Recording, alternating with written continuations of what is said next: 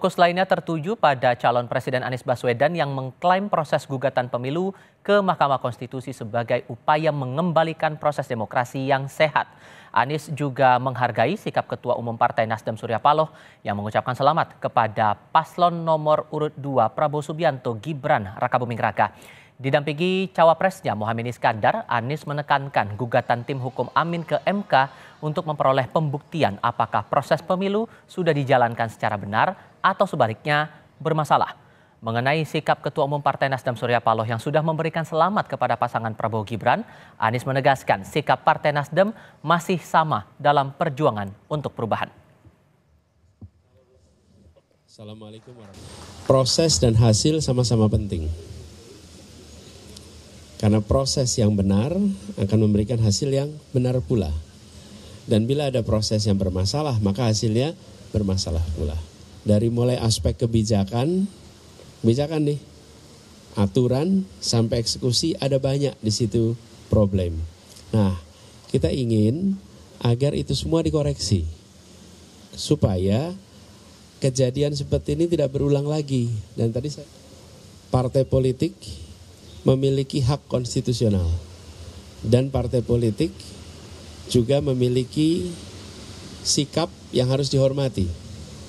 Jadi kami menghormati, menghargai, dan insya Allah kita terus sejalan di dalam mengusung gagasan perubahan untuk demokrasi yang lebih baik.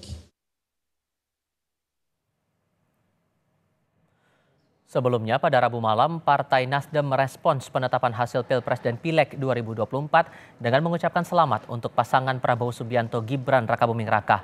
Surya Paloh juga bilang sikap Partai Nasdem apakah bergabung atau tidak dalam koalisi Prabowo bukanlah prioritas utama. Mengenai gugatan sengketa pemilu Timnas Amin ke Mahkamah Konstitusi, Surya menganggap langkah itu sebagai upaya untuk mencari keadilan.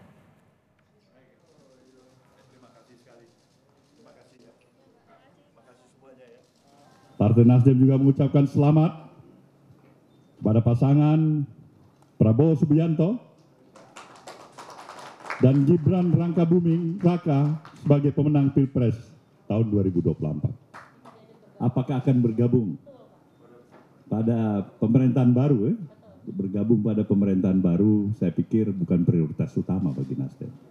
Penghormatan kita untuk upaya mencari keadilan, upaya untuk mengevaluasi, memperbaiki dari sesuatu yang kita anggap perlu untuk dilakukan, saya pikir itu tetap harus berjalan sebagaimana mestinya.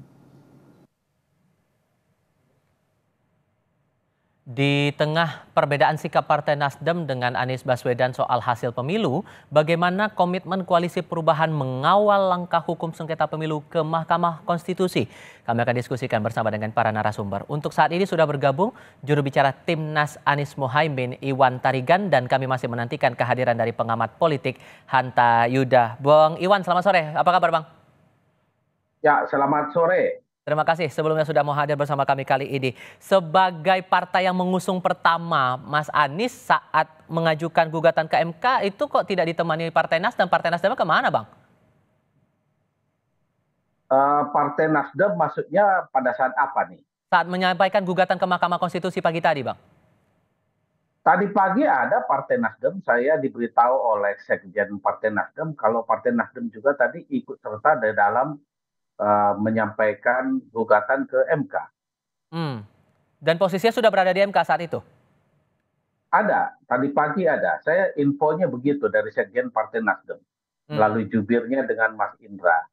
Oke, karena ada pernyataan kemana Partai Nasdem, jangan-jangan sudah beda pendapat seperti ini, koalisinya tidak solid lagi nih koalisi perubahan. Gimana tuh meresponnya, Bang? Ya, kami sampaikan kepada pemirsa Kompas bahwa sampai hari ini Timnas Amin masih kompak ya, masih kompak di dalam jalur perubahan.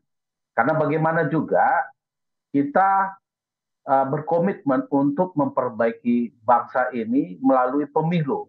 Karena pemilu ini kan mencari pemimpin yang bisa kita terima integritasnya ya.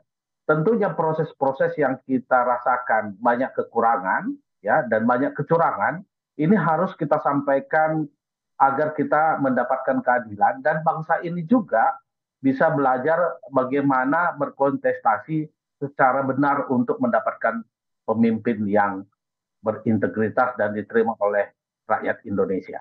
Seperti itu. Kalau betul kompak, kok bisa beda pandangan?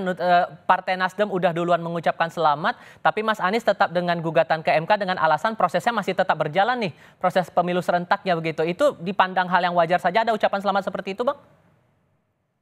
Wajar saja karena Partai Nasdem kan punya hak konstitusi juga. Ya, Partai Nasdem tentunya punya pandangan untuk memberikan selamat, ya nggak ada masalah.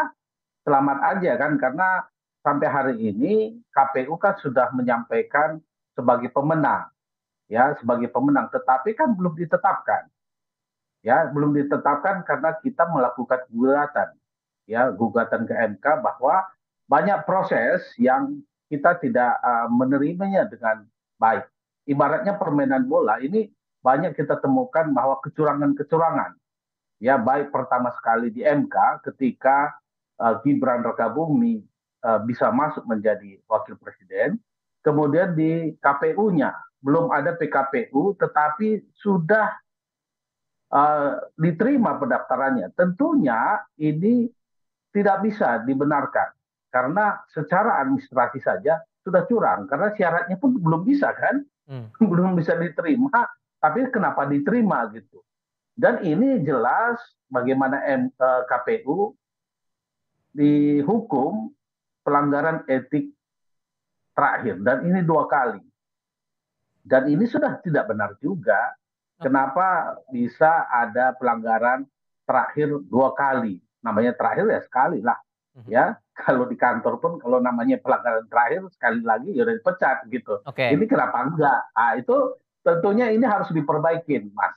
Nggak boleh dibiarkan karena kalau kita biarkan, ya tugas kita sebagai rakyat, tugas kita sebagai partai politik, tugas kita sebagai yang ikut kontestasi kan bukan hanya mencari kemenangan. Tapi bagaimana kita prosesnya ini kita perbaikin, ya kita bertanggung jawab. Sehingga kalau kemudian ada beda pandangan dari ucapan selamat dari Partai Nasdem, ini membantah bahwa sikap Partai Nasdem ini terkesan sudah tidak bersama Anies lagi? Bukan seperti itu. Ini tidak beda pandangan. Satu orang memberikan pandangan kita tetap sama, yaitu perubahan. Tapi kalau hanya secara seremoni memberikan selamat, ya nggak ada masalah. Saya aja memberikan selamat nggak ada masalah gitu. Tetapi kan namanya perbaikan harus disampaikan gitu. Ujungnya kemana nanti MK, itu nanti kita lihat nantinya. Yang jelas ini kita harus memperjuangkan perbaikan ini untuk masa depan kita dan anak cucu kita. Jangan sampai ini terulang lagi. Bagaimana penggunaan ASN, penggunaan TNI Polri, penggunaan aparat hukum ya, penggunaan bansos ya, itu sangat-sangat merusak Indonesia gitu, merusak bangsa ini. Jangan sampai itu terjadi lagi dan akan berbahaya. Karena ada pandangan begini Bang, ada pernyataan yang bertolak belakang di sini. Kalau kita ingat dari pernyataan Pak Surya tadi malam itu dalam konferensi pers dia bilang upaya gugatan ke MK untuk perbaikan proses demokrasi. Tapi kan di sisi lainnya Nasdem menerima hasil Pilpres dan Pileg 2024. Kalau begini sikap Nasdem bertolak belakang seperti ini sementara Anda bilang bahwa koalisi masih solid, gimana tuh melihatnya? Ya, kalau kita lihat pidatonya Pak Surya Paloh jelas mengatakan bahwa kita itu memberikan selamat atas kemenangan ya sampai hari ini. Artinya hari ini memberikan selamat. Bagaimana keputusan KPU nantinya? Ya itu nanti lagi kan begitu. Yang jelas hari ini KPU itu sudah menyampaikan bahwa pemenang adalah Prabowo Gibran, ya harus diberikan selamat ya, oleh partai politik. Nggak ada masalah. Itu kan hanya secara seremoni. Tetapi proses selanjutnya kan dihormati juga oleh Pak Surya Paloh. Bahwa tadi pagi Nasdem masih mengirimkan tim hukumnya, ya kan? Dan juga tim hukum Amin, itu kan pasti dengan persetujuannya Pak Anies semua. Tetap harus dilanjutkan. Maupun nanti kalau ada hak angket, itu harus. Karena kita begini Mas, tim Amin ini bukannya tim rusuh, ya. Tim rusuh kalah kemudian marah-marah, kemudian bilang ini itu gitu, yang Oke. menakutkan rakyat dan menakutkan masyarakat. Kita secara konstitusi melanjutkan. Kalau memang kita merasa ada kecurangan, ya kita sampaikan ke MK. Oke, Kan kita akan begitu coba saja. membaca hal ini dari segi politiknya dan sudah bergabung saat ini Mas Hanta Yuda. Mas Hanta, selamat sore. Selamat sore, Oke, Tifal. baik. Tadi sudah dijelaskan Bang Iwan bahwa sebetulnya Partai Nasdem itu ada dalam pengajuan gugatan ke MK, langsung datang ke Mahkamah Konstitusi. Tapi kalau kita membaca pernyataan Pak Surya Paloh mengucapkan selamat kepada pasangan Prabowo Gibran sudah menang dalam Pilpres, menerima hasil Pileg dan Pilpres kali ini, apa yang Anda baca? Ya, kalau secara substansial, Tifal memang ada makna yang kontradiktif. Ketika Pak Surya misalnya kita baca tersurat saja, menerima hasil, kemudian mengucapkan selamat kepada Prabowo Gibran, itu secara otomatis sebenarnya tidak ada tanda petik ya keseriusan untuk menggugat hasil Pilpres. Karena Pak Surya dalam hal ini Ketua Umum Partai Nasdem yang memegang veto player lah, kunci di Partai Nasdem. Kita tidak bisa bicara koalisi Amin ya, karena di sana ada PKS dan ada PKB. Tapi untuk konteks Nasdem, maka relevansinya itu melemah. Bukan melemah, tidak, sudah kontradiktif. Jadi hampir bisa dipastikan, saya lebih melihatnya Nasdem sudah lebih move on, sudah menerima, bukan indikasi, tapi dari kalimat yang disampaikan oleh Pak Surya Paloh Ketua Umum itu kan sudah jelas bahwa mengucapkan selamat dan menerima hasil Pilpres. Poinnya itu. Nah, bacaan saya ini bisa dibaca sebagai signal kemungkinan besar, jangan meresponnya hari ini. Hari ini kan dulu saya memprediksi Gerindra akan gabung ke pemerintahan. PAN gabung pemerintahan pada quick count 5 tahun yang lalu. Pada saat itu banyak politisi yang protes, tapi realitasnya yang terjadi. Nah, pada saat ini saya memprediksi kembali sama pada quick count kemarin, maka hari ini saya menegaskan kemungkinan Partai Nasdem itu akan memberi ini sebagai signal kuat akan bergabung dalam pemerintahan Prabowo Gibran dalam konteks ini. Ini sebagai prakondisi, saya baca signal. Tapi harus bersabar untuk membuktikannya. Yang kedua, saya kira Nasdem dalam hal ini suara Pak Surya Paloh ini justru tanda petik memberikan legitimasi politik yang kuat kepada Prabowo Gibran. Jadi kalau sengketa ini kan mendelegitimasi tanda petik ya sebenarnya meskipun mencari kebenaran dan seterusnya, tapi dia agak kontradiktif. Tapi dengan statement Pak Surya Paloh ini bisa jadi sudah memperkuat legitimasi politik terpilihnya Prabowo Gibran. Ini juga bagian dari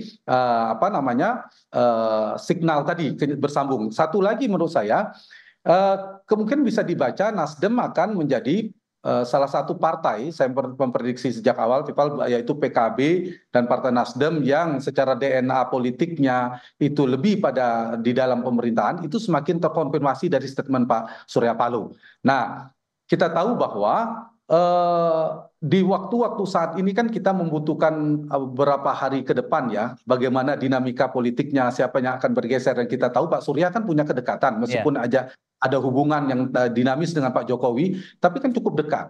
Berada di dalam pemerintahan, sering bertemu Pak Jokowi. Pak Jokowi bilang ada jembatan dan seterusnya. Sehingga dalam konteks ini saya melihat memang ini juga yang menyebabkan bacaan saya tidak hanya sengketa ke MK yang diajukan, tapi juga soal hak angket menjadi melemah itu ya seperti yang saya katakan ini. Jadi partai satu sisi sepertinya memang sedang mengirimkan pesan kuat untuk mengkritisi keras hasil Pilpres, tapi di saat yang sama bisa jadi sedang meninggikan posisi tawarnya. Jadi ini mengonfirmasi, singkat saja Mas untuk pertanyaan terakhir, jadi ini mengonfirmasi pernyataan Pak Muzani. Waktu itu Pak Muzani sempat bilang ada partai di luar koalisi 02 untuk bergabung ke pemerintahan. Iya, saya termasuk yang hanya percaya pada PDI Perjuangan yang potensi berada di luar pemerintahan. Kalau ada faktor Ibu Mega, itu pun karena faktor Ibu Mega. Kalau faktor Mbak Puan masuk ke dalam juga. Kemudian PKS, sedikit lagi, kalau PKS kemungkinan juga kalau ditawarkan masuk Prabowo Gibran akan bergabung. Dugaan saya, kalaupun tidak bergabung karena tidak diajak. Sementara PKB dan Partai Nasdem, saya punya keyakinan akan bergabung dalam pemerintahan. Apakah dirayu atau minta dirayu? Tapi ini realitas yang saya analisa, meskipun posisi saya berharap jangan sampai terjadi kartelisasi politik, di mana ketika pemilu terjadi kompetisi yang sangat kuat, tetapi pasca pemilu seperti tidak ada kompetisi. Semuanya ngumpul dengan nama kerjasama, gotong royong, apapun, semua ngumpul sehingga demokrasi kita tidak sehat. Saya berharap tetap ada yang istiqomah di luar pemerintahan untuk mengontrol jalannya pemerintahan ke depan supaya demokrasi kita sehat. Dinamika pasca pemilu ini masih kita cermati bersama-sama. Bang Iwan Taregan, terima kasih. Mas Hanta Yuda juga terima kasih sudah hadir dalam diskusi kami kali ini. Sehat selalu semuanya, selamat sore.